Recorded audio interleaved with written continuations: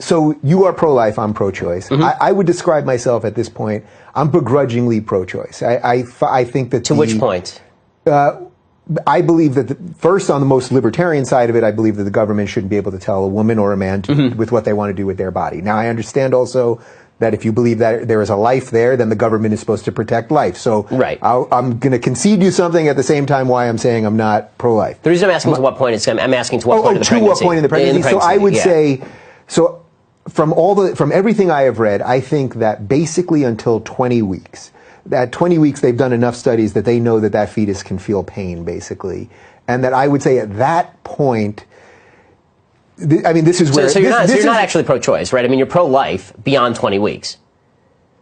Right? Because people who proclaim they're pro-choice are generally pro-choice all the way to point of birth. No, I've had people on the show who have told me that literally till the week before a 9-month term they're pro-choice. That's in the Democratic Party platform, yeah. Is it quite in the Democratic Party platform? To the point of birth is in the Democratic Party platform. That really is. Yeah. I mean, okay, so it's pretty radical. So that to me, that's true radicalism. Like that to me, look, if a normal pregnancy happens at 6 months for whatever, a woman gets in a car crash and whatever, and there's a pregnancy, a 6-month-old baby most of the time lives, but so I would argue that basically for the first 20 weeks that it's a shitty thing. It's an unfortunate, horrible thing that no one wants to do. Why? But I would say that the woman should be allowed to choose what to do with her body. So I'll ask you. So I'm asking you why on that. Why is it a bad thing? Why is it's a terrible, terrible thing you said up to that point. Because so I do believe that, look, I can't tell you, no one can tell you where the genesis of life begins. So I do believe it is a life. Some of this is just a little bit of belief. No, that's fine. So, you're acknowledging that it's at least a potential life. Yes, without question. But you think that the woman's right for any reason or for some reason to do an abortion? Well, this is where I wouldn't want the government moralizing people, and I wouldn't want the government telling people what to do. So in the best way that I can be intellectually consistent, I would say that for any reason up until 20 weeks, where science has proven the fetus can feel pain, that I think you should be allowed to have an abortion. After that, and here's where I think the real argument is, well, all right, if the government is now going to come in and say you can't have an abortion, does the government now owe you anything? Which I also think is a very untenable position, because I don't want the government having to give you things. Well, I mean, I can't. If I have a duty not to kill you, right? Yeah. I mean, I assume. Agreed. So if we agree on this, if I have a duty not to kill you, that doesn't mean I also have a duty to support you. I mean, you have a husband to do that. Right, but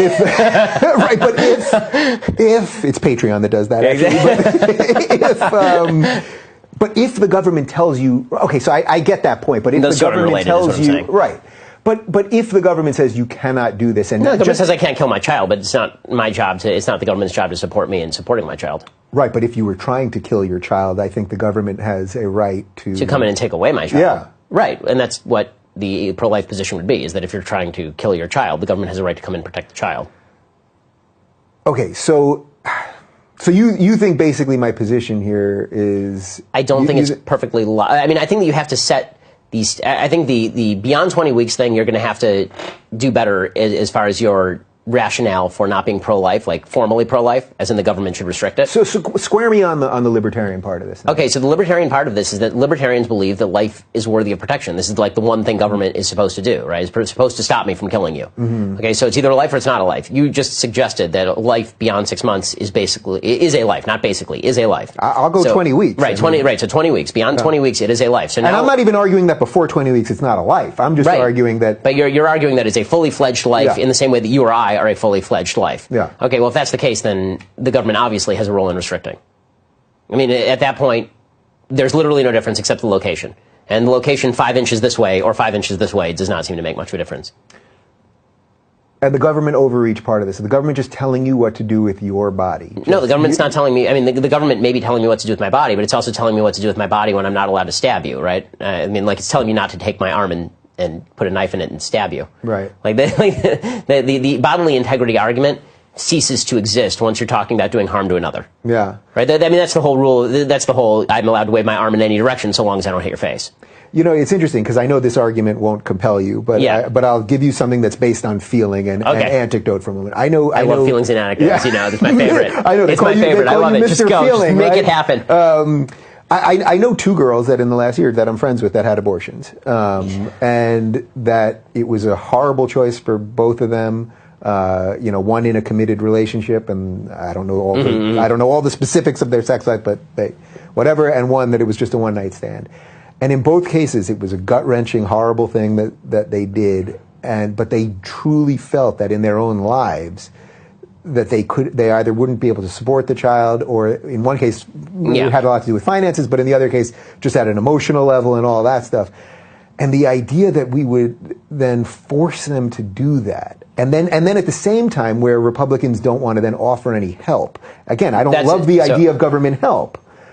It all just doesn't square for me. So a couple of things. So one, to me, the most dangerous thing here is not the government restricting. It's the suggestion that human beings have the subjective capacity to define as life that which they wish to preserve. That's a really tough one. Okay, there's a whole group of people in America who defined people arbitrarily as property for hundreds of years. And if you said, the government's going to remove your property from you, the libertarian position, the way that you're articulating it, might have been, okay, well, they define that as property. Who are you to tell them that it's not their property? Right? That black human being is not the same as a plow. And I'm not accusing you of being pro-slavery, but the argument is strikingly similar. In that, once you say that someone gets to define a human life based on their own emotional state, that's a really dangerous place to be. There's got to be some sort of objective definition of human life at which time it's protected. And you agree with that because you agree that it's past birth, right? But I'm saying that it's not past birth. I'm saying it's much earlier than that. And as far as the financial point, this is what adoption is for. Again, the difficulty that you will have in bearing a child, no one's ever ready, first of all, to have a kid. When you have kids, you make, if you're lucky, you make decisions. If you're not lucky, there's an accident, but then you're lucky because there's a kid. Kids are wonderful. I have two of them. Doesn't mean that you're going to be happy with your kid. Maybe you'll be unhappy with your kid. Maybe your kid's a crap. I don't know. But we can also revisit this in 10 years. That's true. But your level of personal discomfort with having children has no impact morally on the definition of whether that person is a life or not. So the difficulty argument cuts no ice with me. So even if I jump on board that, does the government or does society have any role then in making sure that life is protected as a life? The answer is yes, but the government's role is not in terms of positive rights. It's more in terms of negative, meaning if you mistreat the child, if there's malnourishment, if you're not taking care of the kid, the government will come in and take the baby away from you. And the government should come in and take the baby away from you. You shouldn't be allowed to starve your baby. Right? Which is also, it's just hard for me to square that on the libertarian side. It's like, I don't want the government doing that. I don't want this kid malnourished or killed or abused or any of those things. But if you malnourish your kid, I assume that you're not in favor of the government leaving a kid in the house who's going to die of malnutrition. No, of course. What I mean is I would always prefer that's done by a local church. Of course. This is what religious communities are there for. My view of this, when it comes to charity, my view is you first go to your family, then you go to your church or community, then you go to the local government, then you go to the state government, then you move up the chain in terms of where you seek aid. But the abortion debate is really not a particularly complex one, and it's always been bewildering to me that people want to make it so complex. It's not. Bottom line is, if this is a life, if this is a thing of value, then your arbitrary decision that it is inconvenient for you does not trump the independent rights of that life. No. It's really that simple. And any attempt to obfuscate that, you're going to run into all sorts of problems that are equally applicable to adults. Right? As soon as you say that, I didn't want to have a kid because I can't afford the kid. How many couples can afford a kid when the kid's one? Right. Right. We're not ancient Spartans. We're not going to take our children and start throwing them off cliffs, right? It's not 300. This is in China, right? Yeah. The pro-life position, it seems to me, it's pretty clear. I don't think that it's a vague argument. I don't think it's a particularly complex argument. I think that people try to make it more complex because they're looking for a way to make it more morally palatable or emotionally palatable for them to do something they want to do in the first place. What do you make of how sort of the left, or at least Hollywood, let's put this in, nobody ever has the gut-wrenching decision to have the child. Mm-hmm. Right? You only hear the stories about the gut-wrenching decision to terminate a child.